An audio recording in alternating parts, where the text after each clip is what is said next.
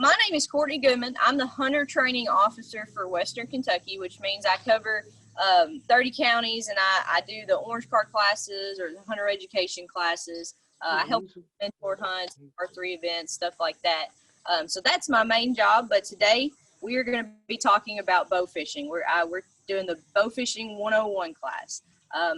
Just a little bit about myself. I'm originally from Georgetown, Kentucky. Went to Murray State.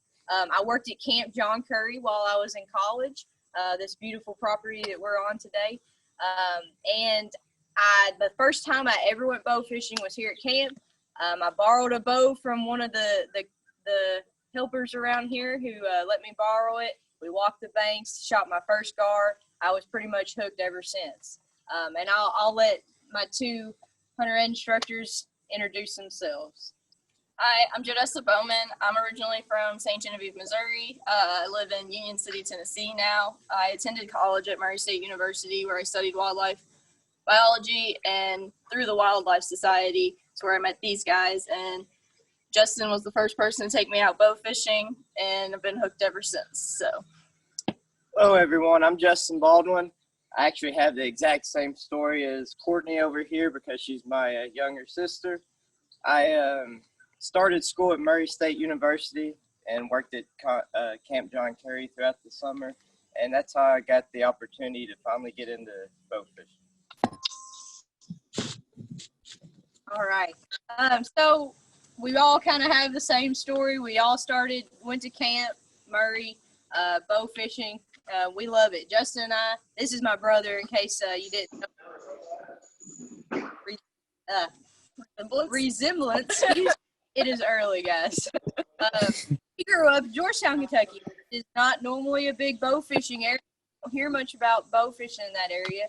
So this was all new to us. So we're going to get started here just a little bit. Bow fishing, just a basic definition. It is where you are basically fishing with a bow. You're shooting fish with a bow instead of using a rod and reel and bait and tackle. Okay, so it's pretty cool though, because I'm a big avid bow hunter. So is my brother. We're getting Jodessa into it. She's starting to get into bow hunting a little bit now. And we love to bow hunt, but we also love to fish. And in the summertime, there's not a whole lot that you can bow hunt in the summertime. So it really is a great, unique way to put both of those sports together and give us something to do in the summertime when we're waiting for deer season to roll around. So it's a lot of fun. It's been around for thousands of years. Bow fishing has really picked up in this part of the state in the last 20 years or so. But it's been around for thousands of years. The Aborigines, the Aztecs, they all bow fished. Of course, it wasn't with as efficient equipment as we have. You know, they were just using, probably long bows, and their arrows didn't quite have all the mechanics to it like ours do. But it's been a popular sport for a long time, and they did it to feed themselves. It wasn't just for fun, like most people that bow fish nowadays. Don't get me wrong, you can still eat it, but most people don't eat everything that they shoot when they're bow fishing. So let's get started on equipment. First off, you do not have to go spend a bunch of money to get started bow fishing.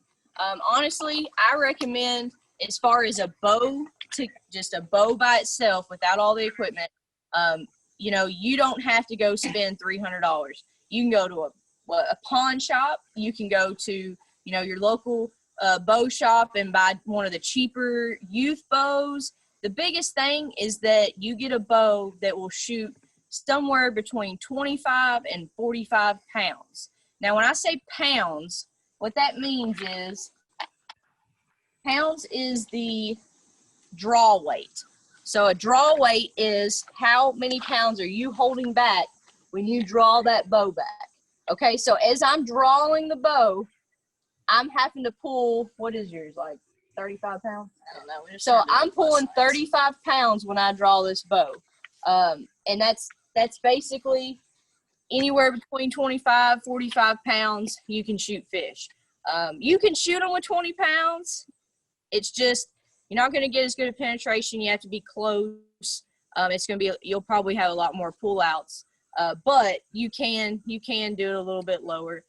You don't have to go up above 45, 50 pounds. Like at that point, you're probably going to wear yourself out if you have a bow that high. So anywhere in that range, just find a used hunting bow. If you got an old bow in the garage that was your grandfather's or your dad's or whatever, it'll work.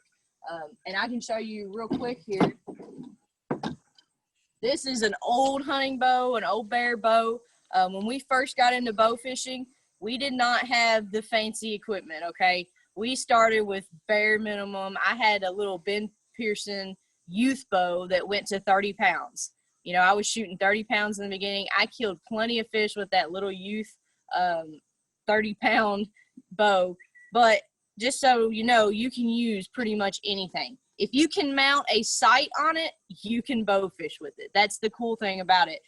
The equipment itself to bow fish, literally every bow has to have a place for a rest, or for a rest and sights, and that's all you need when you're setting up a bow. Okay, so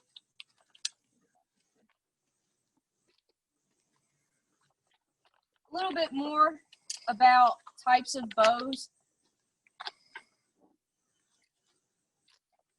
Like I said, you can set up anything. We like this one because it's real short and compact. It's lightweight. That other bow I picked up, this thing is heavy. If I had to hold this all night nowadays, I would be exhausted. My arms would be tired. I'd be over it. So we've got small bows. We've got, you know, hers is a little bit longer, but it's still a very lightweight bow. The only thing we don't have that is a very good bow fishing bow would be a recurve bow. Recurves, the only reason we really don't use them is because they're super long. They're a lot longer than these bows. They're lightweight, so they are really convenient and they don't wear you out. But they're so long that you tend to hit the rails on the boat when you're shooting, and it doesn't take long. You can tear up your bow real quick, snapping the side of the rail. You want to talk about let off versus no let off? Yeah. So once I spent, I guess it was about 9 years into bow fishing, I decided to, which this is Jodessa's bow, mine's up here, but I decided that it was time. Justin and Jodessa bought this boat. We're going to do tournaments. I'm gonna upgrade. I'm at that point now. I want a fishing bow that's just for that. So we went out and we bought some AMS bows. This is the CUDA, and this is basically, if you're familiar with NASP in schools, this is a Matthews Genesis bow, just like what they use in NASP, but they specifically made this for bow fishing. It's the Gen X, the CUDA Gen X, sorry.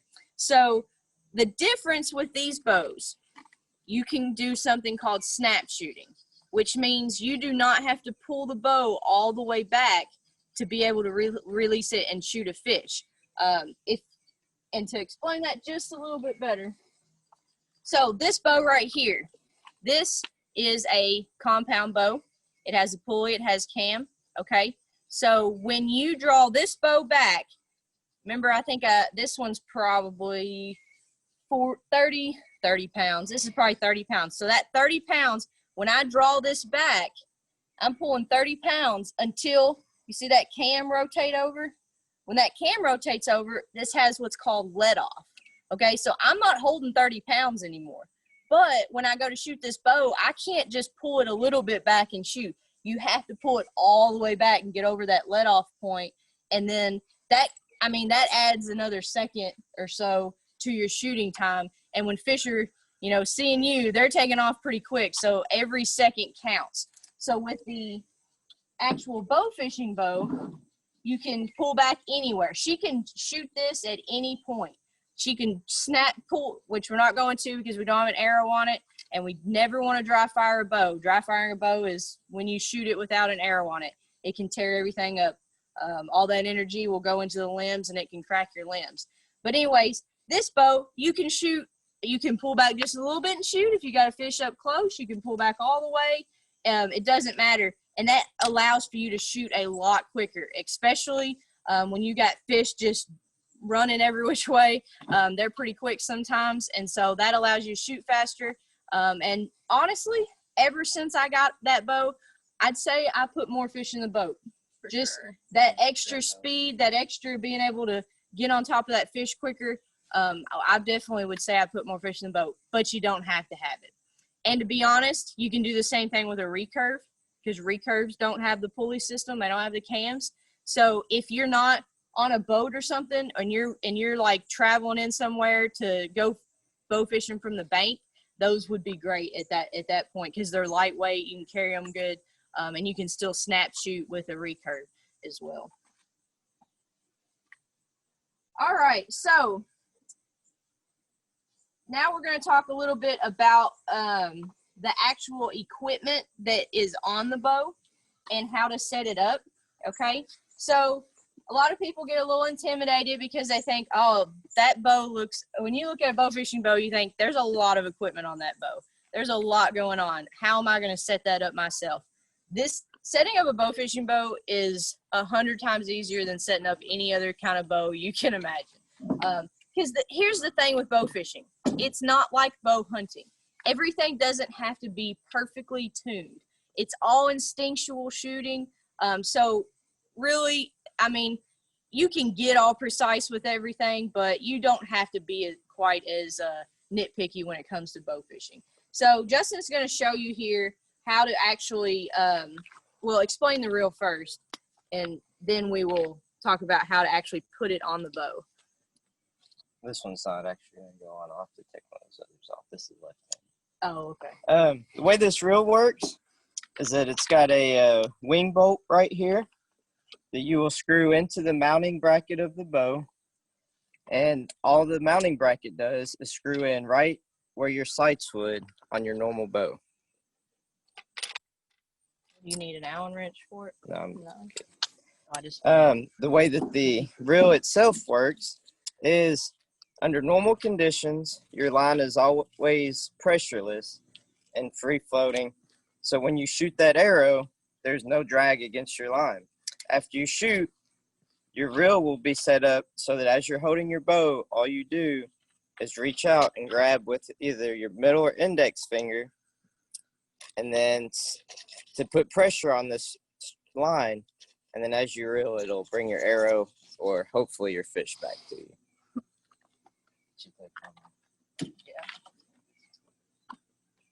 All right, so after you have your mounting bracket attached to your bow right where your sights screw in, it takes is an Allen wrench that I believe comes with this setup if you end up buying an AMS bottle reel, which is what we have here. And it's that simple to install onto the side of your bow. And these AMS bottle reels are the kind that we prefer. A lot of the other bottle reels that they make, you have to push a button before you shoot. And a lot of times what that can cause is if you get in a hurry or get excited, forget to push that button. I've seen a lot of people do it. They'll fire that arrow, and what it'll do is break that string off, and you'll lose a $20 to $30 arrow. So these are the ones that we prefer, and we've been using for quite a few years now. They're super lightweight too. A lot of the other reels can be heavy. Right. Yeah. You don't want to add any more weight to your bow than you have to, especially that big monster. But yeah, the bottle reels like that, or even Cajun makes one like that, like very similar.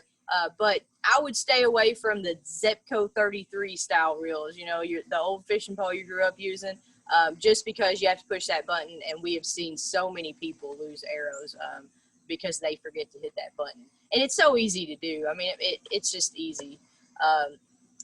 They do make a reel like that you don't have to push the button, but if you pick it up in your hand compared to that, it's so much heavier that I don't think it's worth it. I wouldn't want to put it on my bow just because it's just so heavy. And I mean, I've got some guns, you know, I've got some muscles, but I don't have that kind of muscle. So there are plenty of reels, but the only ones we have are these AMS reels because that's just what we prefer over everything else. So it's personal preference, for sure. It's definitely personal preference. But it's just really cool how versatile these are and how anyone can use them. I mean, you can have a kid with a little Matthews Genesis bow shooting them with the same equipment that what Justin's using on his bow, and he's pulling about 45 pounds. So that's a good thing. They're very versatile. You can switch them from different bows back and forth, however you want to do it. We knew a buddy in college who he bought the reel, and his other buddy bought the bow so that they could put it together, and they would take turns fishing, and they would take that reel off and put it on different bows and stuff. So it's really simple, really easy. All you need is some Allen wrenches, and you can slap that on. But there is a couple more things that you need to bow fish. The reel is the reel and arrow. Oh, you didn't talk about the arrow, did you? The reel, and then we're going to talk about the arrow, because that is probably the most important, is what kind of arrow you have. You cannot just go use a regular arrow from the store. You can't just buy one or use one of the ones that you use in your compound bow. Justin, do you want to talk a little bit about the tips? Or actually, hold on first. I'll tell you what the difference is. Most of your hunting bows, now some people do use wooden arrows. Some people still do use aluminum arrows. But for the most part, I'd say probably 90% of people use carbon arrows. And you'll hear you got to check your arrows. You got to bend them and stuff to make sure they're not making a creaking or a cracking noise. Because a carbon arrow, if you shoot one that's damaged at all, it can be very dangerous. These guys, these are like tanks. These are like the tank arrow. They are fiberglass. We have never broken one of these arrows. We have shot at rocks and who knows what else. We've never broken an arrow. We've lost several because we couldn't get it out of the mud or couldn't get it out of a tree or something. But we have never broken one. So you don't really have to worry about that. These arrows do not have fletchings, and fletchings usually you'll see on a regular hunting arrow. There would be some either feathered fletchings or plastic veins up here. You don't have that. We're not shooting through the air. We don't need our arrow to spin or anything like that, and we're not that worried about it. We're shooting into the water, so you take that off. You'll notice this black screw, or this black piece of plastic with a screw through it. Most arrows don't have that. Bow fishing arrows have that to keep this slide from coming off. Okay, that's just there to keep the slide from coming off. This is the slide. This is what you actually tie your string to, so that when you shoot, you can reel your arrow back in. And then you have the tip here. The tips are very, very different, and I'm gonna let Justin talk a little bit about the tips, because he's done a lot of practice, and he knows quite a bit about it. All right, these are just a few different types of tips that we have. There's many different kinds that you can choose to put on your arrow or buy. This is an interlock 3-barb, and the way it works is as you shoot the fish, these barbs will come up and they'll stay just like a grapple, and they won't allow the fish to come off. Once you get the fish back to the boat or bank, all you have to do is twist this tip off, and it'll allow those barbs to go backwards, and then they'll easily you can pull your arrow right out of the fish to let it off. Typically, most bow fishing arrows work very similar to this as far as the way you remove the fish from the arrow. Normally, your tip will just screw off, and it'll allow the different types of barbs to rotate backwards so that you can pull that arrow right out of the fish really easily. Some of them you do have to take all the way off. Some you don't, right? Yes, some you can just loosen, and then some you will actually, like that one, you don't have to take the tip quite all the way off. And then, as you see, it won't allow the barbs to turn backwards as you tighten it. So what's the difference between those 3 arrows? The arrows themselves? Well, the tips, sorry. So this is just a muzzy guard tip point. The biggest difference is that it's got 2 barbs, as where this is an AMS anchor point. It's got 3, and then this is an interlock grapple point, which also has 3 barbs. We prefer to use the 3-barb grappled interlock tips because the barbs on them are slightly longer, and they seem to, some of the issues we've had with the AMS anchor locks are actually that they'll come unscrewed very easily, and it doesn't take much, as you can tell, to let those barbs go backwards. So if you're not staying on top of keeping this tight all night while you're shooting, you can end up losing a big fish. Nobody wants to lose a big fish. And guys, so if at any point in time you have a question, either unmute yourself or raise your hand or however that works. I want you to go ahead and ask your questions while we're talking about something so you don't forget it, because I was that kid that would always forget by the end of the subject. So we got the 3 main things. You have your reel, you have your arrow, and last, you got to have a rest. You got to have a bow fishing rest, okay? Some people will use a whisker biscuit, though. I will say, as far as hunting equipment goes, you can use a whisker biscuit for bow fishing. It works good. The biggest thing that I would say you want is you need a rest that keeps your arrow from falling off, because this is not bow hunting. We're not sitting in a tree stand all still. We're on a boat or we're on a bank walking. You're constantly moving, sliding on rocks and mud and stuff. So you want to make sure that your arrow is not going to fall out. If your arrow falls out of your rest, it's real easy to shoot and not realize it fell out and have either dry fire or shoot and hurt somebody next to you or yourself, okay? So for safety reasons, definitely either get a bow fishing rest that's fully enclosed like this, or like we have a couple others too, or get you a whisker biscuit that'll hold it on. And the big thing with these rests is, and Justin, if you want to show how that goes in, there's a little bitty gap right here. You just slide your arrow through it, and then it makes it somewhat difficult to get it back out without shooting. You it's not can too still hard. do it with that one, but not super easy. The other one she pulled up, though, that you cannot get that one out because it's got a rubber stopper. So when you're looking at setting up your bow fishing bow, one of the main reasons I say don't go spend a bunch of money on a bow is because you are going to have to spend a little bit of money on this setup, okay? These reels, I mean, they start at about $100. You can get some cheaper ones. Sometimes you can get lucky, you can get them on sale anywhere from about $80 to $110 though, I would say, for the reel. I recommend if you're gonna do this, go ahead and just buy the combo.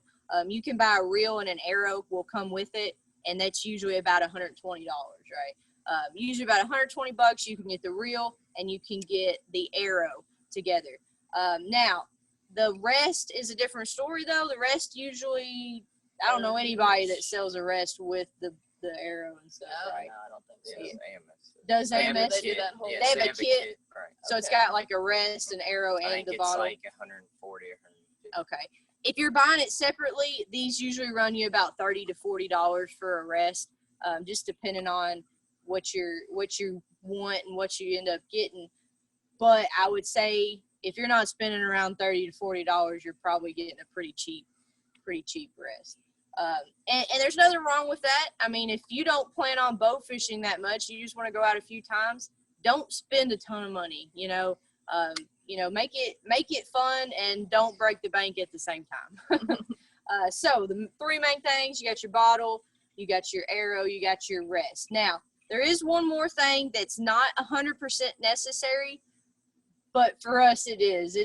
We always have what's called finger tabs on our bows, okay? Or finger savers, depending on who you're talking to.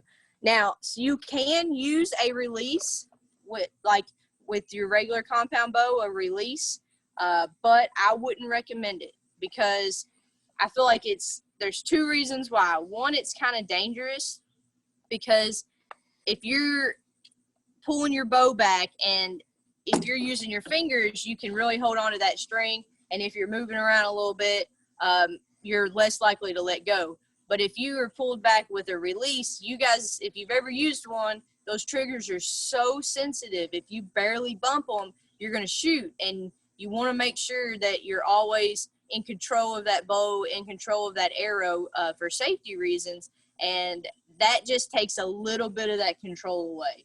Just a little bit of that control away, and it makes me a little nervous. So I don't like that. And another reason, you could shoot, I think you could shoot a little bit faster using your fingers. It's quicker to, especially if you're snap shooting like we do. If you're using a compound bow with let off, I could see maybe it not being quite as big of a deal, but still it's going to slow you down a little bit because you got to draw, and then you got to get your finger up in front of that trigger and get on it. And you have to be careful because they're so sensitive. So when you got the finger tabs, you're just using your fingers. It's all instinctual, and you can release at any point. You can release quicker. So that's why we recommend getting some finger tabs. They're super cheap. They're like $10. You can get a thing of these for like $10, and then you can go to any archery store and they should put it on for you. Yeah, and they can do it quick. Like it's a matter of just putting the bow in a bow press, taking the string off from one side, sliding those bad boys on, string back on. They can have it done in 5 minutes. And a lot of places, if you buy the finger tabs at that place, they'll put it on your bow for free. If it's a good archery store, they'll put them on your bow for free because it doesn't take them but a couple minutes. We have a bow press, so we do our own, and we're not professionals by any means as far as working on bows, but we can do it in about 5 minutes. So if I can do it in 5 minutes, they can do it pretty quick. So as far as getting equipment, setting up a bow, does anybody have any questions? How many people do we have with us? Courtney, we're up to about 13 people right now. Awesome. Awesome. Yeah. Good morning, everybody. I know some of you joined us a little bit later. It's early this morning, right? Does anybody have any questions about equipment? We're going to move on a little bit to what type of fish we can harvest. As far as cost, since we're talking about that, since we didn't touch on bows, good call. Yeah. I mean, you can get any bow, like she said. So you can go to a pawn shop, get a pretty cheap bow. This bow, this is my bow. We spent about $280 or something on it, I think. It was less than $300, a little more than $250. But it's that snap shooting. It's a bow fishing bow. You do not need to spend that much by any means. Mine only goes up to 40 pounds, so it was a little cheaper. And that's just bare bow, not a reel, not an arrow, not a rest. Courtney has the AMS Hooligan. I don't remember how much you spent. It was about $350, I believe. But hers goes up to 50 pounds, so that's the difference between our bows. It's basically the same setup. That was bare bow as far as her price. You are going to pay more for the weight, but if you're really getting into bow fishing, I mean, these are really nice bows once you get to that point. If you get serious about it, they're really nice. But when she was talking about the main difference between her bow and my bow, other than price, is the poundage. Remember that draw weight. And they're adjustable. It's not just you buy a bow and this bow set on 37 pounds and it can never change. Her bow will go from, is it 20? I don't know if this one was 20. 30, 25 or 30 to 40 pounds. I think it's 25 to 40. She can adjust that as she needs to. Because I'll go ahead and tell you right now, you're not just going to start out shooting the high poundage that you want. I started out around 30 pounds and I pull 40 now. But that's practice. That's a lot of time pulling that bow back, building that muscle up. Like I said earlier, I've got some guns here, but they're no monsters, all right? So I just pull about 40 pounds, but that seems to really work as far as penetrating fish and getting fish in the boat. Justin shoots a little bit heavier, and Jodessa I'm shoots smaller. I started at 25 pounds, which made it a little more difficult, but I still shot fish. I'm up to about 35 now, and I mean, I do just fine. I don't know. Last night we turned her bow up a little bit. You might be. Well, I was at like either 32 or 34. I don't know exactly what it is, but I think I'm around 35-ish now. So she has already turned her bow up twice this year as she's shot more, and built that muscle up. We'll have her at 40 pounds by next year. So my first bow was this one. We got lucky. We went to a pawn shop and we saw this, and we got the entire setup, reel, arrow, rest, for $100. So definitely check out your local pawn shops because you never know what you might find. Yeah, that's a heck of a deal. And she's 100% right. Pawn shops local archery shops, I mean, I'm all about the local too. Like, I mean, don't get me wrong. I'll shop at a Bass Pro or something every now and again, but go to your local archery shop, your local pawn shop. Look for a bow that someone, a used bow. There's nothing wrong with buying a used bow as long as that archery shop or that place checked it over to make sure the limbs are good and it's safe. Nothing wrong with buying a cheap used bow and setting it up that way. I definitely recommend that. So, Hey, Courtney, yeah, what brand was the snap bow? it's an AMS. AMS, if you look up Bowfishing, they're probably one of the leading names. AMS and Muzzy are probably two of the biggest. Cajun's pretty big too. But AMS is like the leading bowfishing equipment and Which that mine's kind of not stuff. actually an AMS, isn't it? No, well, okay, so Jodessa's her snap bow was a Matthews Genesis Cuda Gen X or something. But here's the thing, Matthews makes AMS bows, but AMS bows is Matthews. So yours is technically a Matthews, but they make those bows. So it's all the same company. Y'all know how that works. Like Matthews Mission isn't really made in the Matthews store, but it's technically Matthews and all that. So matter of fact, all of our bows are Matthews because except the pink one, right? Yeah, except the darter. And we just really, they make good quality stuff.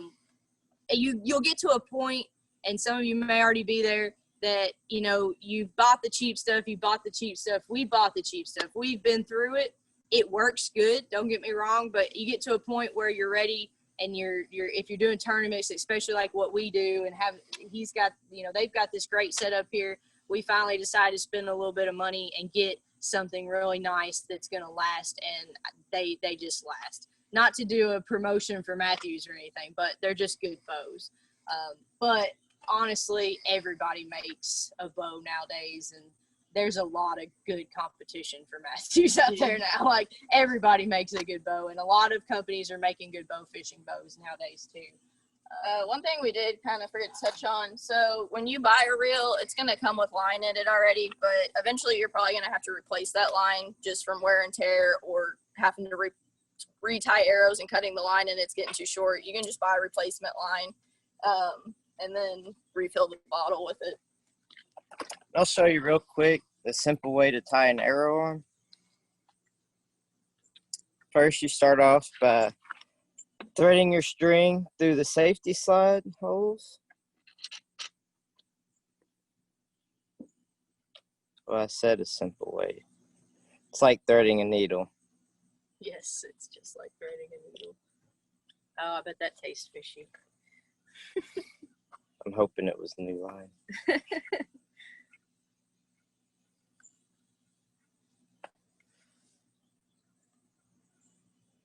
This is a little tricky, so when he shows it, watch carefully.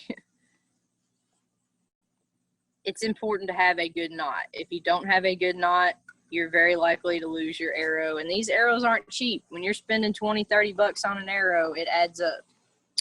All right, I like to give myself a little extra string coming out at the bottom of my hand. What I'll do is I'll hold it between my thumb and index finger and then twist and make a loop using my thumb, index, and middle finger. So what I end up with is just a loop to feed this arrow tip right back through. And I find that it's easier to start on the tip of the arrow. That way you're not fighting the barbs as you push the arrow through the circle and bring your knot around to the other end and pull. And then you've got a little bit of excess here. Just cut that off, and you are good to go.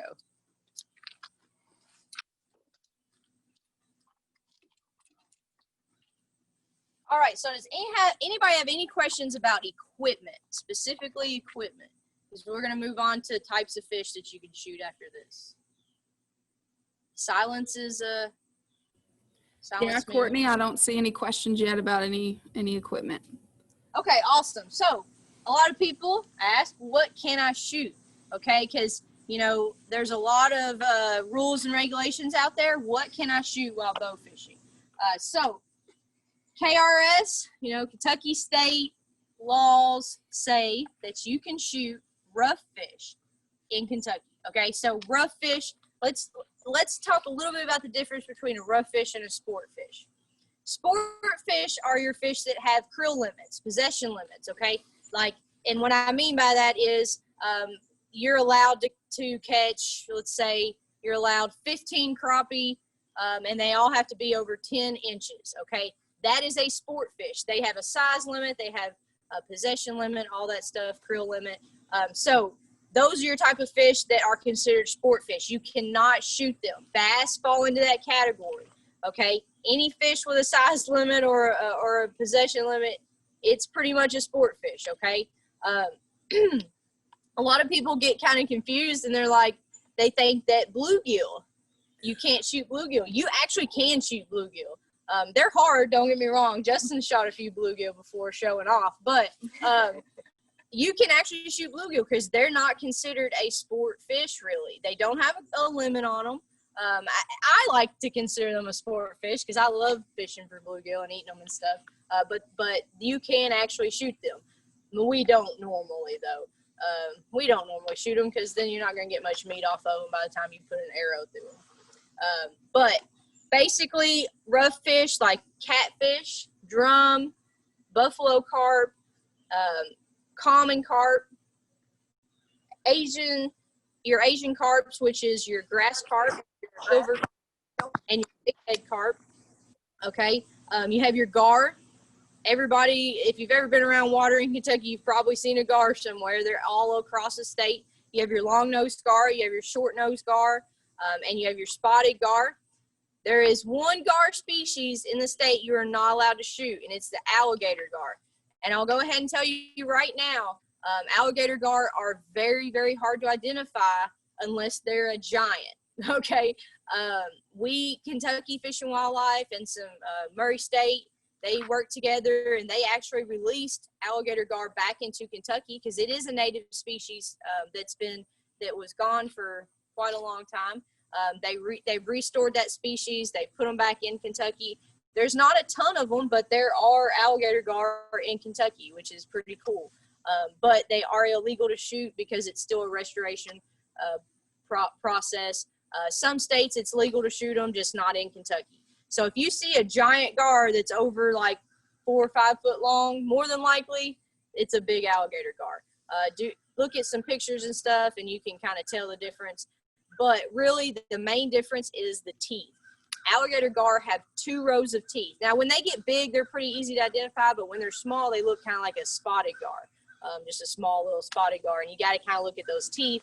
And you can't look at those teeth until they're in the boat. So if you shoot one and you realize you've got one, you can get in trouble. So you want to kind of be careful with that and make sure that you know what you're shooting at.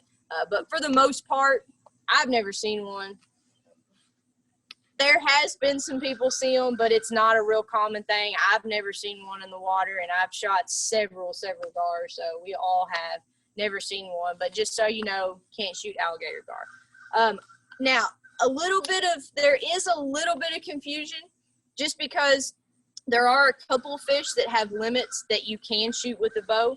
Okay, so catfish are considered a rough fish, but they also have limits on them. You know, you go to a Finns Lake, there's a limit. You go to, is there a limit on Kentucky Lake? No, there's not for catfish. But if you're bow fishing catfish, there is a limit. You're only allowed 5, okay? So if you're bow fishing catfish, you're only allowed 5. And then the other one is paddlefish, okay? If you are shooting paddlefish, you're only allowed 2 per person per day. Catfish is 5 per person per day. Paddlefish is 2 per person per day. Paddlefish are hard to find. They are hard to find. You won't see a whole lot of them, but they had to put some regulations on it because a lot of people with paddlefish like to get their eggs out, and that's caviar, their roe. So they'll shoot or catch a paddlefish, cut their eggs out, sell it as caviar, and then just throw the fish back in the water, and it's a big mess. We've got to manage them. We've got to sustain that population, so they put limits on it so they can regulate that and manage them. As far as other fish you can shoot, anything that's classified as a rough fish, so your suckers, your common carps. Did I miss any carp? Red horse. Red horse, yeah, it's kind of like a sucker.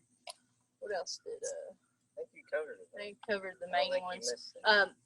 A little bit, you, make sure you read the regulations and stuff, because some areas of Kentucky you're allowed to bow fish. Some waters you're not. So like if you're in Eastern Kentucky and you want to go below the dam there, Wolf Creek Dam, you cannot bow fish there. Okay, and all the way till like, let's see, you cannot bow fish the Cumberland River below Wolf Creek Dam downstream to the Tennessee line, including Hatchery Creek and all tributaries half-mile upstream of the Cumberland River. They stock trout there. They don't want people there shooting trout, okay? That's probably the main reason you can't bow fish there.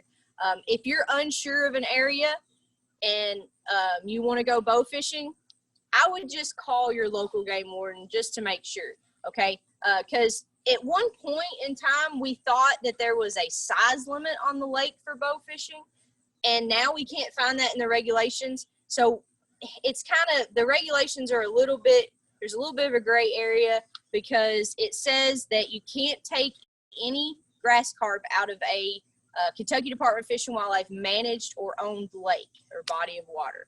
Okay, so if you're at like a Finns Lake or something, you catch a grass carp, you have to let that go. You can't take it out because they're using it for management. But you can shoot grass carp when you're bow fishing. So there's a little bit of gray area there. You got to pay attention to that kind of stuff. And I just recommend call your game warden, because I'm not a game warden. I don't know the laws to the letter T, you know, so just make sure that you stay on top of that kind of stuff. And what else do you have to go bow fishing? To be legal, you have to have a license, and it is a fishing license, okay? Some people think you can either do it with a fishing or hunting license. That's not true. You're going after fish, got to have that fishing license, okay? And just remember, that fishing license, that money's coming back to us, right? It's not coming back to my pocket. It's coming back to Fish and Wildlife. We are managing those fish. We're managing the animals that you love to hunt and fish for, and that's what that money goes towards. I mean, you're paying for your own conservation, right, when you buy that hunting or fishing license. So I just wanted to remind everybody, got to have that to be able to bow fish. So, talked about paddlefish. Talked about the alligator gar. Now, as far as where to bow fish in Kentucky, so I talked about several different species of fish. You know, everybody's heard of a grass carp. Everybody's heard of the common carp. They're the most common. But then now the big thing is the Asian carp, right? Grass carp is considered an Asian carp, though. A lot of people kind of tend to think that they're native because they've been here for a long, long time, but they're actually an Asian invasive species, okay? So they are not native here. The silver carp and the big head carp, those are when most people are talking about Asian carp, they're talking about the silver and the big head, okay? They were released, how long has that been?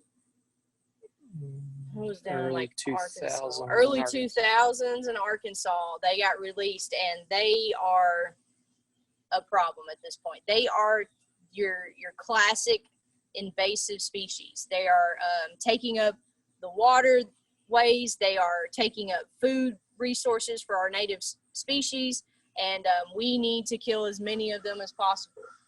We have got, and you know, Fish and Wildlife has lots of management strategies, and they're doing stuff, pulling fish out of the lake, pulling fish out of the rivers and stuff, to try to control that population.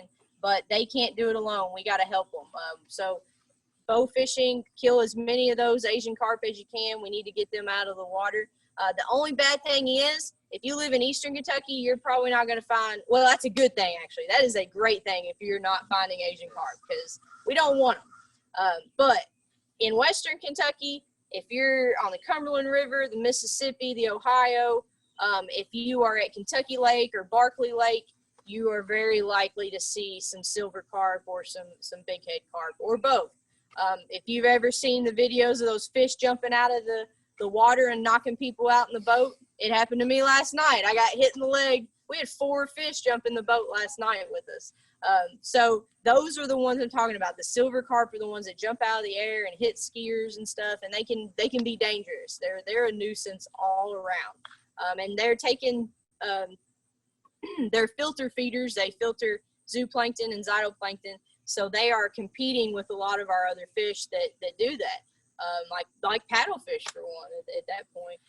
So kill all of the Asian carp that you can. Right. All right. Your little tidbit about not dumping. Oh, yes. Sorry. Thank you for reminding me. I'm barely awake this morning, guys. Bow fishing was fun last night, but it was late. So when you're bow fishing and you get a fish, do not just throw it on the bank, okay? Or a lot of people will put them in a bucket, and then when they pull their boat out at the end of the night, they'll dump that bucket of fish at the boat ramp. Please, please, please do not do this. For one, it's illegal. That's littering. But for two, it gives bow fishermen a bad name. I know several people who love the lakes, love to fish, but they're not bow fishermen or women. And they say, well, all those bow fishermen, all they do is throw their stuff on the bank, and then you have to smell it. And it's nasty. You have a fish sitting out in the sun in the middle of the summer, and you go to put a boat in, and there's a dead fish laying right there. It stinks. It's nasty. And it gives us a bad name. So if you're going bow fishing, make sure that you are discarding your fish in the water or taking them home and eating them. Silver carp is excellent to eat. They're filter feeders. They're not on the bottom like you think a carp is on the bottom, like your common carps and stuff, sifting stuff off the bottom of the lake. No, these are filter feeders. They have white, flaky meat. They do have a lot of bones, but if you pressure cook them, you can get that out. You can make like little salmon patties, and it's actually really good. There's a restaurant in Paducah that calls it Kentucky Snapper, the Kentucky Snapper, but really it's just Asian carp, okay? It's good. It's good. Gar's good. A lot of people look at a gar and think, I would never eat that dinosaur because it looks like a dinosaur, right? But they're a little hard to clean. You got to take some tin snips and cut up their back, but you take the back straps out of a gar just like you would a deer, and they are really good. You got to eat it hot though, because once it gets cool, it gets a little bit rubbery, but they're really good to eat. So just remember, you don't have to throw it back in the lake. You can take it home and eat it, but also remember that you can only fill your freezer. You could fill several freezers very quickly if you're harvesting and actually processing Asian carp on a regular basis. So you'll probably end up shooting some that you don't eat, but it's always nice to fill the freezer a little bit too while you're at it. Pop the swim bladder. Yes. To sink a fish, you have to pop the swim bladder. I wish I had a diagram. I should have. That was something I forgot. But you can get on YouTube and just look how to pop a swim bladder on a fish. Basically, fish have this little swim bladder. It's an air bladder that keeps them upright in the water. And you pop that, and then when you let them back go, they'll sink down to the bottom, they'll die, and other creatures can feast on them.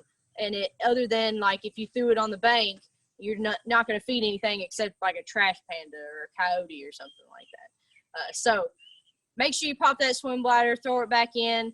If you're good, you'll pop the swim bladder when you shoot the fish. That's what I like to do. So then you don't have to get your knife out and mess with all that. But so just remember, guys, don't leave it on the bank because that becomes an issue, and you can get a fine for littering.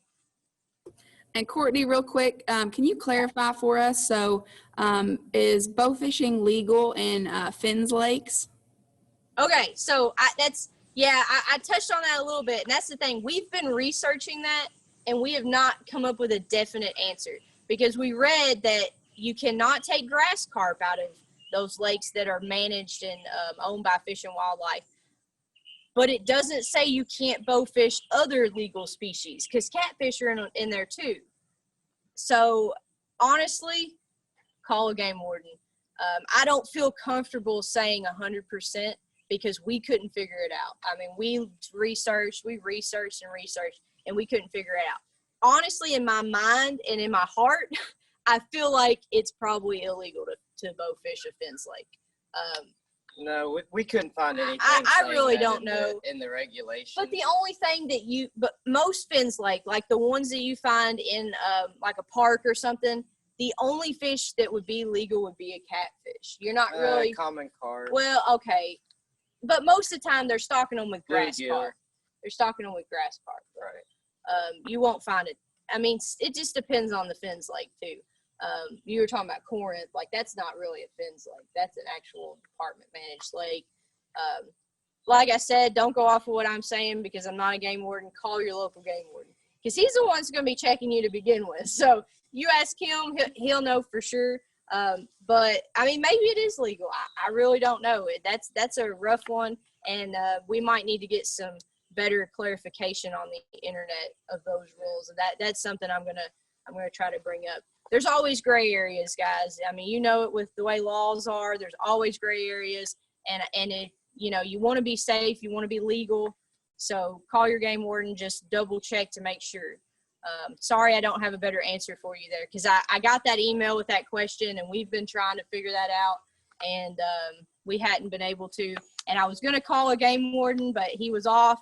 And then now it's weekend, and I didn't want to, ruin anybody's weekend. So just call your local game warden. And I recommend getting involved in knowing your local game warden anyways, because if you're going to be out in the woods hunting, fishing, do anything like that, it's really good to know your local officer on a first name basis too, or just any type of communication with them. If they know you, things just go a lot smoother.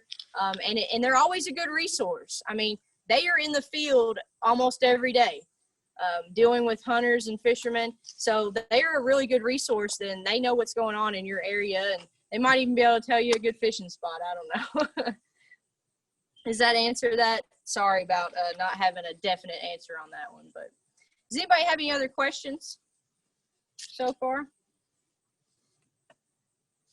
If you're fishing in Eastern Kentucky or not far Western Kentucky, don't get discouraged because you don't have Asian carp there, or you don't have any Asian carp other than grass carp.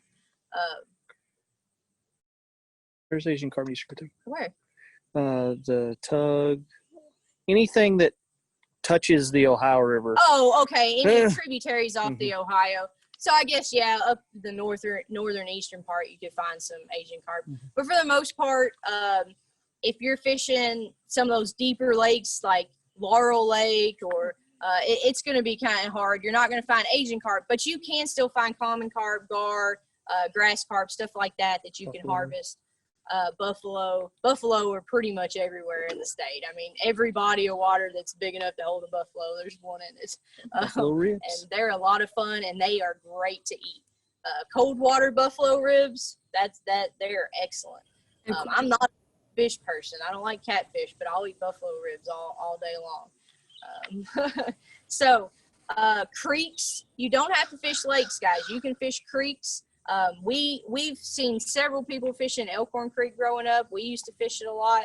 There's tons of common carp in Elkhorn Creek. You can shoot common carp. You find a shallow spot, and you'll see a lot of gar, a lot of commons, a red horse. Kentucky. That was actually one question we got, and you'll definitely know. Have Asian carp reached Scott County yet? No, there is no bodies of water in Scott County. That's actually where Justin and I are from, that would hold Asian carp, because not the fact that they wouldn't hold them, but they can't get to Scott County because there's no like rivers or anything really that connect to the Ohio or Mississippi. Those fish they started in the Mississippi, okay? So they start in the Mississippi, they're going up the Mississippi.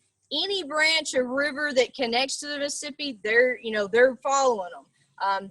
They're locking through the Cumberland into Kentucky Lake and into Lake Barkley. They will go through a dam lock very easily. So that's how they're getting into those bodies of water. Scott County doesn't have any body of water that has a lock or a dam other than Elkhorn Creek. But Elkhorn Creek, it's not connected anywhere else that would that would allow those fish to be able to get into that body of water. Now, don't get me It wrong. is connected to Kentucky River, but to my knowledge, they haven't made it up the Kentucky River. Yeah. They've controlled it with the locks thus far, but I know there has been a lot of concern with that happening in the future. To my knowledge, they haven't made it into Elkhorn or the main part of Kentucky River. Yeah. And Elkhorn's kind of shallow and stuff, so it's not their ideal habitat. They like deeper water. It has a lot enough of times. dams that it would keep them from progressing too far up. Yeah. Anyway. If you got a dam with no lock, I mean, they're not like salmon. They are not going to jump the dam or nothing. I mean, I guess they could jump the dam if the water was high enough on the bottom side of it. But theoretically, they have to have an entry somehow. And if it's not really connected to any big body of water with locks and stuff, more than likely they're not going to get in there. But that doesn't mean that somebody who is not very intelligent wouldn't catch one and let it go. That's how a lot of our invasive species end up in Kentucky or wherever, because someone caught it and thought it was cool, and I'm gonna let this go here and let's start a population, that kind of thing. And that would be awful if that happened and Elkhorn Creek got overrun by it. But great question. Justin and I are from Scott County, so we are glad that they are not there yet. We'll put it that way. And what about in Sadieville? So Amanda's in Sadieville, and she asks if you all can recommend any spots, and she does have a boat. Is it Eagle Creek, I believe? Eagle Creek. You could probably get a lot of your suckers in there. Some common carp. Maybe I believe there's possibly gar in there as well. That's so crazy. Justin and our dad lives in Sadieville. Like, it's a small world, guys. That's cool. I would recommend taking the trip to Elkhorn Creek, or if you do have a boat, you can go to Corinth Lake up a little north of where you're located. Do not shoot the grass carp. Don't shoot the grass carp. That's what you're going to want to shoot in there, because there's some there monster are several monster grass carp. Honestly, though, they would be very fun to go watch. But being that close to Frankfort and stuff, I would, if you got a boat, go to Kentucky River. Yes. Go to the Kentucky River, because you can wear yourself out shooting gar at the Kentucky River. I can remember as a kid, we were kayaking by one of the dams, and we caught gar left and right. We were trying to fish, pole fish, and we were catching gar left and right, and they were everywhere. You could probably sit out there all day and shoot gar. So, yeah, Kentucky River, go up there. And just remember that you're looking for either gar and stuff that are going to be in deeper water, but they're on the surface, or you're looking for shallow water where carp are going to go up and get in the mud and that kind of stuff. So that's kind of what you're looking for in that area. Eagle Creek, probably you may get to shoot a few things, but it's not going to be near as good as getting to go out to Kentucky I would go River ahead and make the drive to Kentucky River. Or I've waded Elkhorn myself doing it a few times, and that was quite a bit of fun. I've saw and shot some common carp and gar. If you're familiar with the Jim Beam Distillery, in that trail, goat trail. The goat trail, yeah. You park by that transformer and you walk the goat trail. It's a little sketchy, but it's a great place. If you get below the dam, not right below the dam, but down the creek a little ways where it gets real shallow. We've seen a lot of gar or carp and stuff in there. We used to catch them as kids. We would go out with dough balls and catch carp all day long before we realized we could get a bow and shoot them. So, I would recommend maybe trying that place as well. Does that answer your question? We have any more questions on that right now? I don't see any at the moment. Cool to have some people from our hometown. Yeah. I might have went to school with, I think actually one person went to school with you that's supposed to be in this class. Oh, really? Yeah. Hey, Courtney, I just wanted to say quick thank you to you guys and participants on the call. We have DJ, Kaylin, Jodessa, Justin, both Jodessa and Justin, they're not Fish and Wildlife employees right now. They both worked at camp, but I just wanted to give a special shout out to you guys. Thank you for being and helping today, yesterday.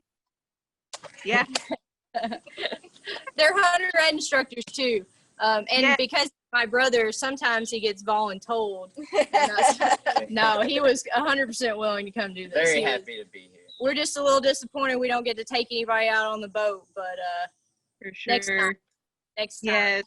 Yes. Thank you, Camp Curry staff and previous staff for keeping the boat spirit alive down there for us till we can be there again. All right. That's it. Thank you guys. I'll jump off. Thank you. We're definitely keeping the boat spirit alive down here. We have run this boat like pretty much like normal boat. We're running on about 4 hours of sleep and having a blast. But anyway, so is that good on all the questions, and we'll move on, or we want to hang out here for a minute and talk more about where to fish in Kentucky? Does anybody have any questions on just ideas of where to fish? Because I know that can be intimidating, especially if you've not been somewhere specifically that. All right. Okay. Bank or boat? That is the next topic. So this is very controversial because everybody has their own opinion. Some people like to shoot from the bank. Some people like a boat. Some people don't have a boat, so your bank is your only option. And I'm going to go ahead and tell you right now, it doesn't matter. You can shoot fish either way. We shoot fish from the bank sometimes over a boat, just depending on the temperatures, depending on the situation, the weather, where we are, because boats can get you to cover a lot more water, but they also can kind of prohibit you from going into super shallow areas where a lot of fish are concentrated. We've been known to ditch the boat and wade out to get to fish before. So a boat can be let's do pros and cons. Pros for the bank. You can walk in, you get your exercise for one, that's always a pro. Get your exercise. You can get in shallower water. A lot of times if you're on a boat, you can only access water from the water, right? But from the bank, you can find, a lot of times fish will get trapped in pockets. So if the water floods and then it drops back out, you can find random pockets of fish, especially in the river bottoms. I mean, we walked up on a pocket of fish before, and it was like shooting fish in a barrel, basically, at that point. And you can only reach those spots by land, by walking, getting muddy, and that's always a big fun part of it. Con, though, like I said, you can only cover so much area by foot. You can cover 10 times the amount of water by boat. So you'll see a lot more fish usually, depending on your area. We fish a lot of the Mississippi backwater. We live real close to the Mississippi River, and so a lot of times we will just walk in. My biggest buffalo was shot. I was in some backwater with the Mississippi. We were walking the road, and this big old fin was just sticking out of the water right on the edge of the road, and I shot. And it took about 4 arrows between all of us to get that fish in. But if you read what I put on the internet for this class, you'll see a picture of Justin helping me hold this fish up. It's a big old buffalo carp is what that is. And they're excellent to eat. They're really good to eat. So boat, the big advantage with the boat is you go out at night, you put lights on your boat, you can really see a lot better under the water. You can reach out, put some lights out and reach out in front of you and be able to cover a big area from that boat. Whereas a lot of times when you're doing it from the bank with a light at night, it's more or less a spotlight or a flashlight, and you just have a small area you're looking at. But with this thing right here, if you can see some of the lights he's got on the front of this boat, you turn those on and this thing looks like a spaceship going down through the lake. It will light up, what do you think, probably 15 feet from the boat? Yeah. It'll light up easily. And if you turn these LED lights on too, you're liable to light up about 20 feet from the boat. It really just, it penetrates the water well, and it lets you see those fish a lot better. From the bank, you can still use a light, but this just kind of lets you have more area to cover. Like I said, with a boat, you get to cover more water, which means potentially you get to see more fish and shoot at more fish. So you got anything to add to that as far as between bank or boat? I think you covered that pretty well. You really do it either way. Yeah, but like she said, we have this nice boat. Very often, though, we'll walk into an area because we know there's going to be fish that we can't get to by boat. Yeah. So, by no means do you need a boat to get into this sport. Yeah, boats are expensive. What do they stand for? Break out another 1,000? Yeah, for and sure.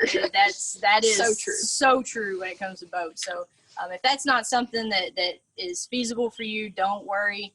You can do it by land easily. My first bow fishing trip was walking the banks here to shoot and gar.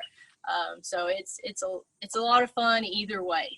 And as far as boats, you don't have to have this big fancy thing. Yeah. We've upgraded for sure. Justin has had 4 bow fishing boats. Start at the first one. All right, so my first bow fishing boat was just a 14-foot John boat with a 7.5 Evinrude.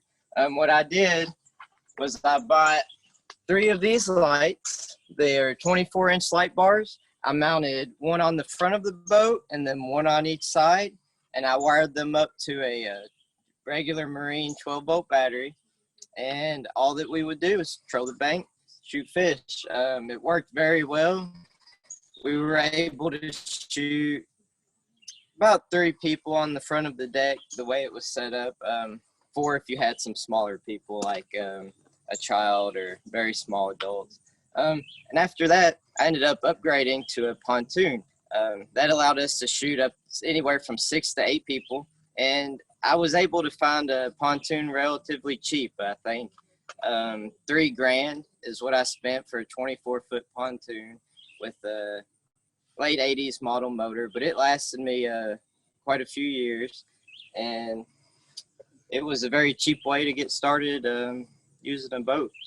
And we've only had this this year now, since March. So. The pontoons are great though, because they double as a great just go out on the lake, do anything. Take a bunch of friends to swim, and then at the end of the night, go bow fishing. And they can be real easy to set up because most pontoons already have the railing all the way around the fronts, so it's really easy to mount lights to. And they can go pretty shallow. Pontoons float shallow. Sure. I could get my pontoon just as shallow as I could this boat or my 14-foot John boat. Easily. And have more people on it. Yes. Because we love taking people. I mean, we're always about like having a crew. We want a bunch of people because the more bows you have in the boat, the more fish you're going to get in the boat, right? Does anybody have any questions about boats in general or like setting them up? Because Justin has done it so many times now. He is like a pro. He can tell you what type of lights and all that kind of stuff, and anything electrical. That's this guy, not me. No. We have one more section if everybody's good on the banker boat part. Good? All right. So the last question is day or night. Day or night. This can be Justin works night shift, so he loves night because that's his life. He's a vampire. I'm struggling right now just a little bit. But me personally, my biggest thing with getting to fish in the daytime is that it doesn't mess with my sleep schedule. But don't get me wrong, fishing at night, it definitely, with the lights, it's a lot of fun. Pros and cons. Fishing in the daytime, when the weather's right, the sun's at high noon, there's no wind that you're having to worry about. You can really shoot some fish in the daylight, and even from the boat, not just from the bank. Like I'm talking about, you don't even need the lights. You're just out there looking for ripples, especially with the Asian carp. You can easily shoot fish in the daytime if you've got the right weather. If it's cloudy though, it's going to be really hard to penetrate the water and be able to see. Oh, that reminds me, polarized sunglasses. Forgot to add that. Polarized sunglasses are a bow fisherman's best friend, okay? Because that will let you be able to see through the water significantly better than someone without polarized sunglasses, right? It really makes a big difference, and they're not expensive. $10 at Walmart. Get the old Strike King polarized fishing sunglasses. It's nothing. They're real cheap. That way, if you lose them, you're not too upset about a $10 pair of sunglasses. But you can spend up to $500 on polarized. You know, you can spend whatever you want to spend on them, but you don't have to. So polarized sunglasses in the daylight, you know, not cloudy, not windy, because wind will put ripples on the surface, make it harder to see. You can go out there and we've shot, actually, your best day bow fishing was in the daylight on the boat, right? Yeah, we were out on the pontoon. We went to go catfishing. We got back in some shallow water, and the buffalo were spawning, and they were everywhere. It was my first time. Got a little spoiled. It was on. And that was actually one of those moments where, yes, we used the boat, the pontoon at the time to get to that spot. But once we got there, the fish were up so shallow that we just anchored the boat and jumped off. And we were actually shooting a lot of carp and gar within 3 to 4 feet of us, just awesome. Right down in front. It was a pretty cool experience. It's like when you shoot your first deer and it's a monster and you're just spoiled for the rest of your life. That's what happened to her, because that was her first bow fishing trip. I missed out on that one. So in the daylight, you can definitely shoot fish. Now, the pros for darkness. We love shooting them at night, and I think mainly it's because of the lights. There is nothing cooler. I mean, just the coolness factor of turning those lights on, being able to see through that water and see everything under the water. You're not just looking at the fish you're shooting. You're seeing everything else. The structure under the water, the gravel. We've learned a lot about the lake doing this, because we love to fish all types of fish. And bluegill is one of my favorite in the early spring, getting on the bluegill beds.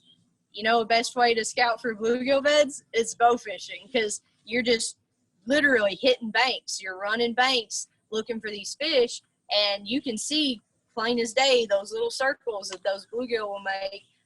Bass, I love to bass fish, and so when we see bass out bow fishing, I'm always like paying attention to like where they're sitting as far as the current, where they're sitting as far as structure, you know, under logs and stuff like that. So you can learn a lot just about the water and the landscape and other species while you're out bow fishing. And I mean, everything. Beaver's probably one of the most common other animals other than fish that we see while we're out. They'll be everywhere. Ducks, we see wood ducks a lot of times at night. Some raccoons on the bank. Raccoons, otters. It's just really cool. Other than the giant turtles. Oh my gosh. We saw Bowser this year.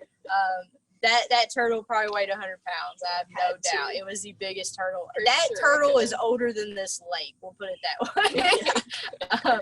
But not only are you getting cool fish, but you're seeing a lot of just, if you're like us, outdoor wildlife nerds, it's just cool to see all the different species of fish, all the different species of animals, the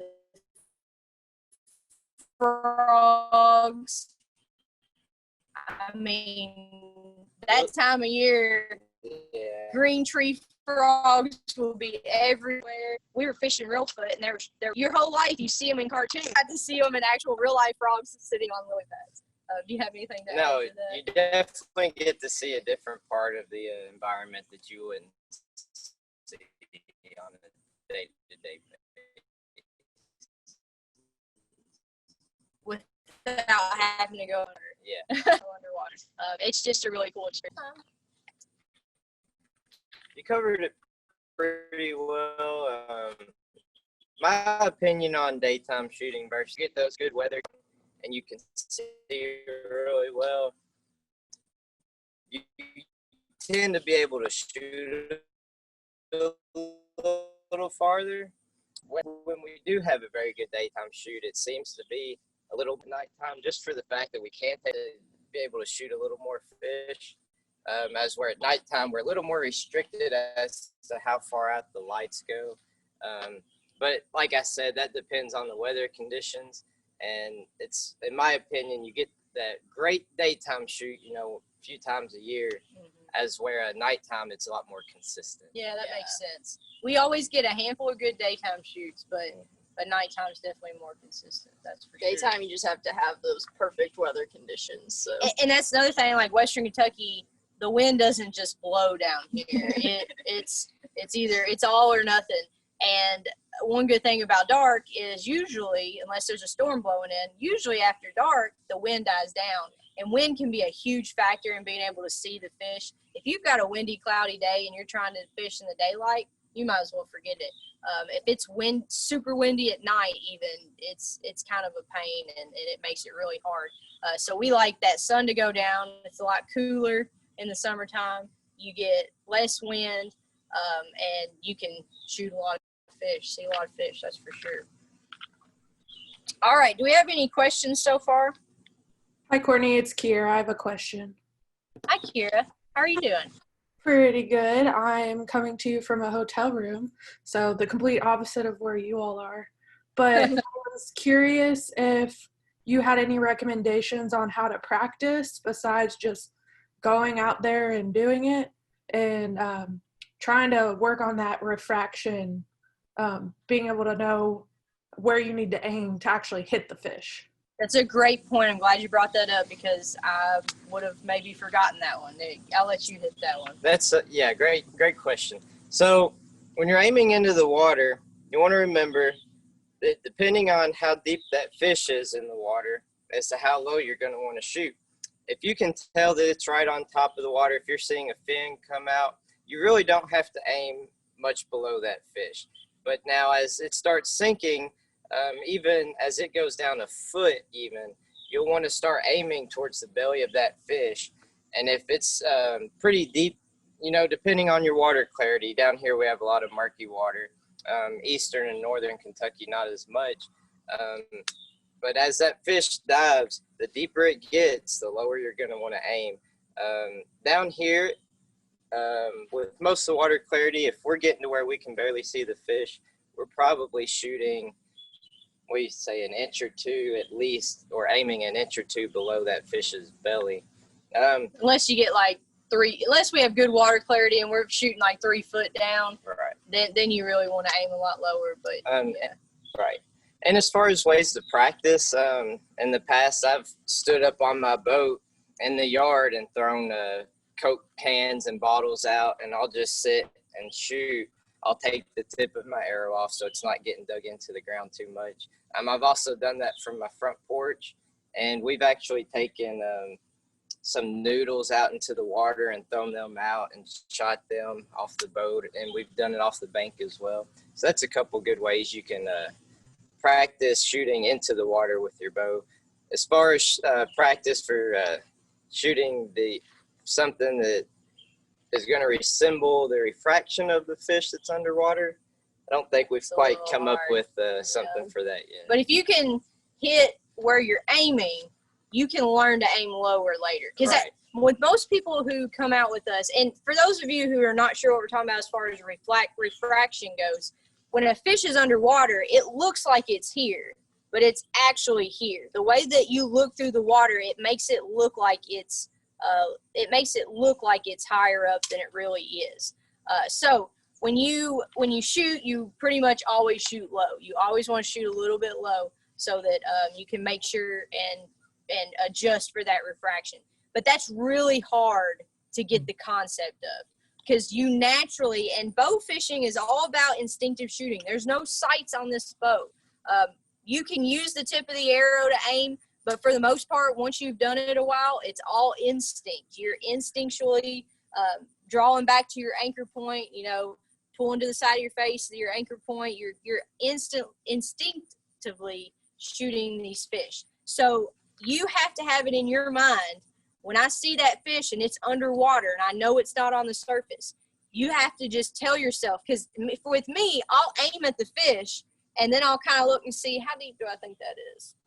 Looks like it's about a foot. And I'll just kind of go down a little bit, aim at its belly. You know, and you have to have that in your mind, because naturally you want to shoot directly at the fish. If you do that, you're going to shoot over them every single time. And that's, with people that we take out, that's one of the most common things, is getting it in their head that you need to aim where the fish is not, right? Or at the belly of the fish, depending on how deep it is. It's hard to shoot at something that it's not there, you know, it's up higher. But once you hit 1 or 2 fish, you figure it out real quick. once you hit a couple fish, get a couple fish in the boat, you start realizing exactly where you need to aim. And if you're an avid bow hunter, bow fishing is a little hard at first because it's a totally different ball game as far as aiming. You know, you're used to using a peep sight or, you know, your fancy sight and your release and stuff and taking your time. This is quick and it's all instinctual, so it's very different. If you like to bow hunt with like a recurve, it's a little bit more like that. And so it can kind of throw you off a little bit as a bow fisherman, but it's as a bow hunter, but it's still just so much fun. And once you figure it out and shoot a few, you will learn really quick where you need to aim. And like he said, the deeper the fish is, the deeper you need to aim. We were shooting at fish last night. I mean, I was probably aiming 2 or 3 feet below some of these fish because they were just so deep. And I knew I probably wasn't going to hit them because at that point, your arrow doesn't have a whole lot of trajectory left in it. But that was a great question because that's hard. Yeah. It's hard to get that down. If the fish are on the surface like gar, though, you don't really have to worry about that because they're on the surface. But then they're gar and they're really skinny and not a big target. Yeah, they're hard to hit. When they're as thin as your arrow, it's kind of hard to get an arrow through them. Getting something smaller than a dollar bill underwater. Yeah, yes, we saw a lot of those last night. For those of you who joined us with the Zoom campfire last night, we kind of dipped out a little early because we were itching to hit the water and get some fish in the boat. And we did shoot some good fish last night. We shot some good fish. I wish we could have had some new faces out there with us, but next time for sure. Any questions on that? Or any questions on anything? I'm through most of it. Now I just have a list of questions that we kind of got emailed to me. So we've already answered the fin one. Talked about what it costs. And so someone asked about if they're a lefty. You literally can buy just a left-handed reel. Make sure you put it on a left-handed bow.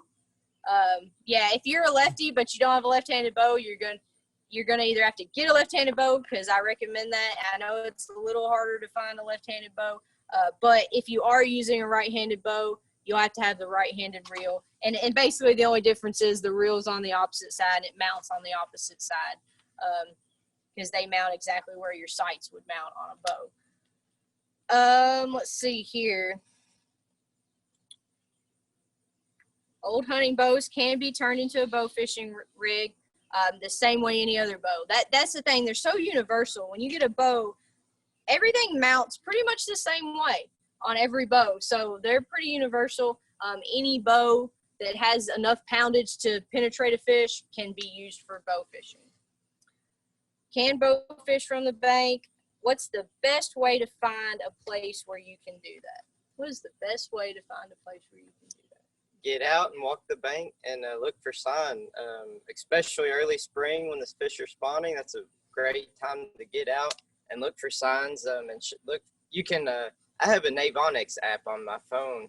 Actually, you can pull up water depth of your lake, or you can just get a normal lake map and look for those areas that are real shallow, the back of coves or even shallow parts of creeks or rivers.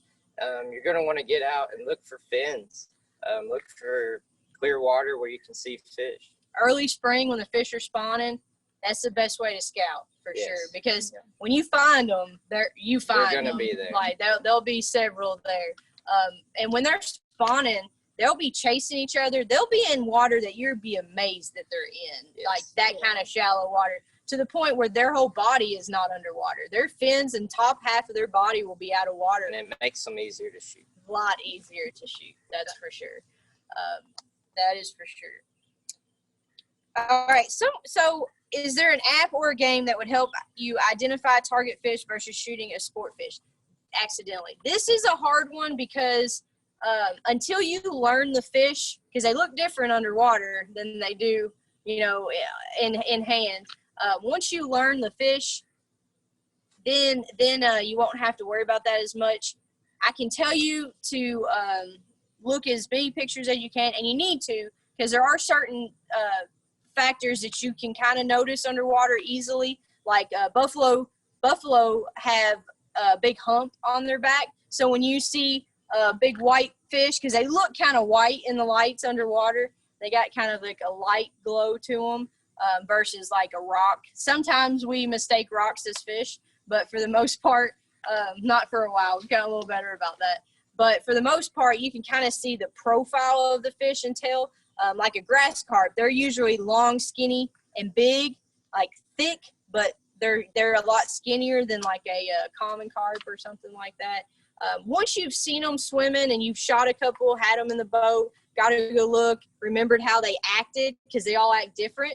Buffalo, they're liable to give you 2 or 3 shots sometimes because they'll come up to the surface, they'll freak out and swim around the boat sometimes. Common carp tend to just sit there. They tend to just give you the easy shot sometimes. The one I shot 2 nights ago was just sitting there, just cake.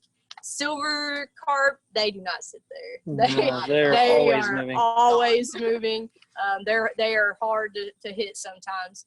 Gar, sometimes they'll just sit there. You can shoot multiple arrows at gar sometimes because they won't even leave after you shoot at them. So honestly, I recommend if you know someone who's involved in bow fishing, go out with them because you learn so much better by being on a boat with someone who, as you see a fish, they say, oh, there goes a buffalo. Oh, there goes a bass.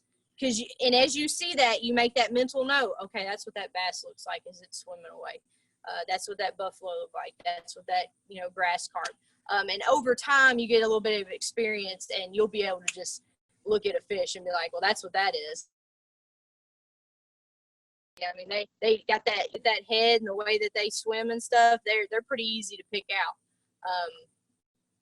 Bass are pretty easy to pick out too. The way that they don't hang around. Dart, Yeah, they stop, dart. They'll dart real fast. Stop for a second. Dart real fast. And they don't usually hang around long enough to accidentally shoot one of those. You covered that pretty well. For the most part, most of the fish that you will see, I want to say, will be legal. But like you said, that are big enough to shoot. You'll see a lot of bluegill and stuff. And they are illegal. You'll see a lot of like little bait fish and stuff. But most of your fish that are illegal, bass are probably one of the biggest ones that you will see that you need to not shoot. Yeah. Sure. Crappie we've seen a few times. It's a lot of the game fish we don't see very often. They spook. They spook with the boat. The rough fish don't spook like the sport fish do. But yeah, I would say of all the fish that we hear of people accidentally shooting bass. Or seeing a lot of while we're out, it's definitely bass. And that's a no-no. You don't want to shoot a bass because they're a sport fish, and that's an easy way to get a ticket. So you wanna pay attention to that kind of stuff. And if you don't know, just don't shoot. If you don't know, don't shoot. But at some point, you kind of have to just start doing it to learn it. You just kind of have to start shooting some fish to learn that and be able to see them and identify them on the wing. If you're a duck hunter, it's the same exact way. I can't tell you how many days in a duck blind my husband would sit there and try to show me the difference between a mallard or a gadwall as it's coming in, because every duck flies differently.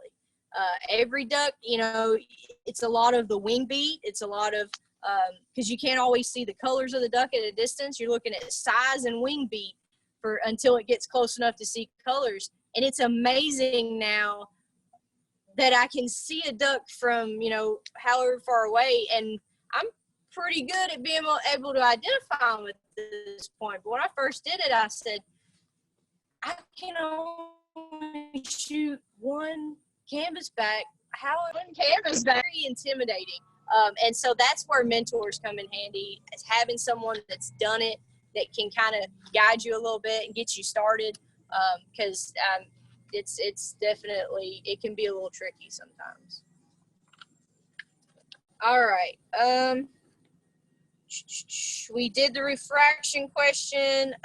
If you want to go bow fishing with a guide, Justin, how do you find one?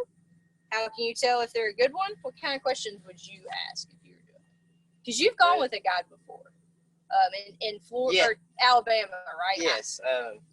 So In my experience, we've just got on Google and researched bow fishing guides. We went to Gulf Shores some years back and wanted to shoot some stingrays, and we ended up with his name is Ron Stone, and I cannot remember the name of his company now.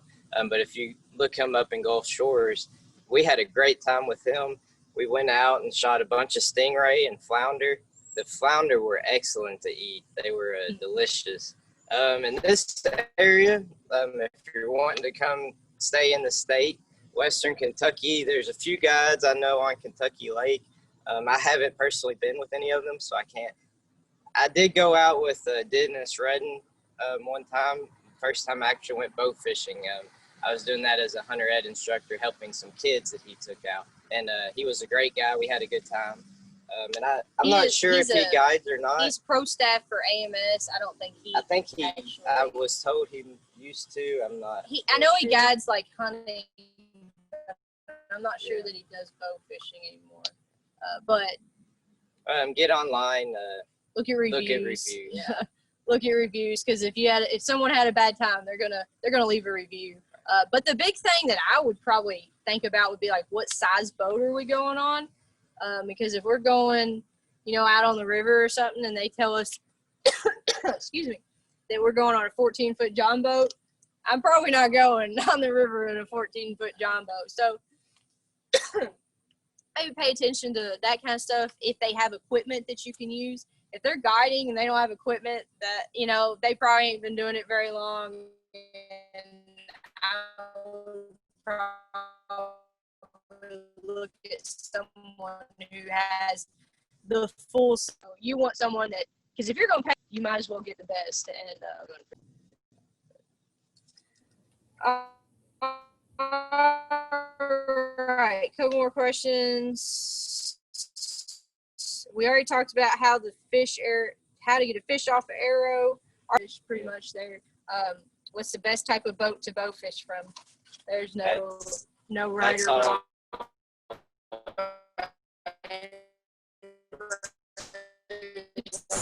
Personal preference. Now, if you talk to my father, he would say not a bass boat, because he won't let us bring fish in on his bass boat. Just with no carpet. Carpet, I would say, is probably a bow fisherman's enemy. He had carpet on one of his pontoons, and let's just say it would get pretty nasty. Pretty quick. But pontoons, John boats, yeah. You can do it off of a bass boat if you're not worried about your carpet or whatever. Pretty much any boat, anything you can get on top of the kayaks. Oh, you can bow fish out of a kayak, a canoe, as long as paddle boards. Yeah, those paddle boards. As long as it helps to be able to stand up, I will say that, to be able to get up above and see. But other than that, anything that will get you on top of the water and get you seeing fish. So, do we have any other questions? Well, I think we're out of time, but we don't mind to answer questions or tell any stories you want to hear, anything like that. Courtney, I think we're good on questions. We've got several people now excited about going bow fishing, though. So awesome. Yeah, somebody was ready to jump in the boat and go now. All right. Hey guys, we're going to go on and wrap it up then, if there's no more questions, because I know we're over time, and we're getting ready to switch. I understand. I'm ready. I am. Yeah, they're ready to go too. We're losing you guys on the connection there. So we're going to switch up gears here. So yeah, they're great, aren't they? A lot of people are thanking you all. Great information out there. And you got a lot of people excited about going bow fishing. So any last? Thanks. Yeah. Yeah, we're losing you, Courtney, out there. So we're going to switch up gears. We love having you all with us. If you're going to do the campfire cooking, we're getting ready to switch up places, and that we're going to be doing that here at Camp Curry as well. And if you are in on the fly fishing class this afternoon, you'll see us again. So if you're doing those classes, you're going to put up with us a lot today. We're going to be working together to bring those classes to you.